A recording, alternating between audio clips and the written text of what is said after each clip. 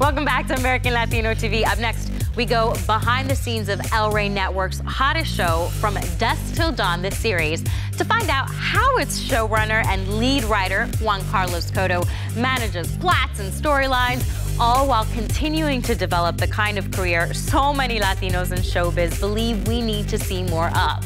After all, he is a Latino in a lead role behind the cameras. Action. I'm hearing you just fine. You don't think I can get us out of this situation? Like I'm some kind of amateur. I brought you into the profession. You just shut up for 3 seconds, please. Really, to me, the ideal situation is where you have a show with Latino characters who have universal problems, some of which might be related to the fact that they're Latino and some of which are not, some of which are related to the fact that they're vampires, for example, you know? Trust your brother. He sees things you don't. My name is Juan Carlos Coto, and I'm the executive producer and showrunner of From Dusk Till Dawn.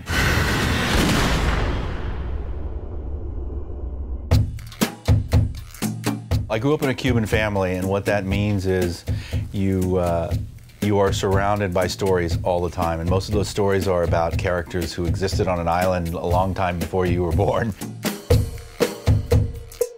And my parents, you know, instilled in me everything, hard work and a good work ethic, but also a respect for where you came from and who you were.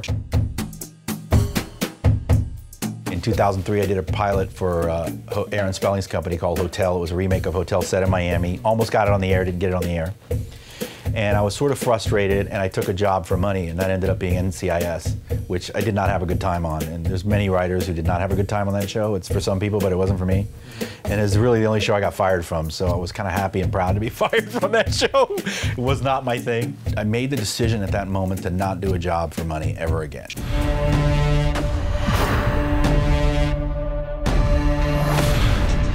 Place of dead roads. Last stop before hell.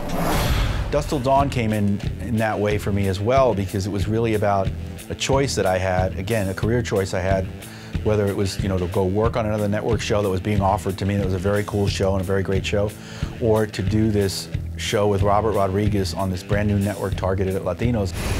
You and the rest are just a bunch of sheep sleepwalking to the slaughter.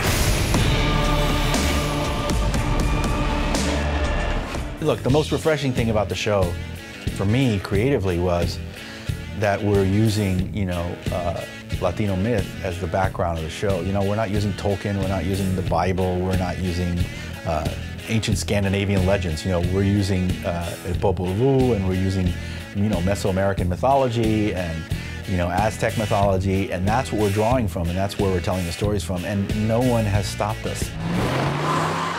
The Gecko brothers are back. Rangers don't have to look for trouble. Trouble finds them. For me, even if I'm just going to write it and it never saw the light of day, it was like, you know what, I want to tell this story. I want to figure this story out. I want to live in this story. I want to bring it to life as much as I can. And I also find that those projects, when you do them, one of my sort of mottos in life is there's no such thing as wasted work. And the process of doing that, I discovered a lot of stories. And then, who knows, they might come back to life. A lot of times you write things and 10 years later they come back. You know? All right, now everybody be cool. You be cool.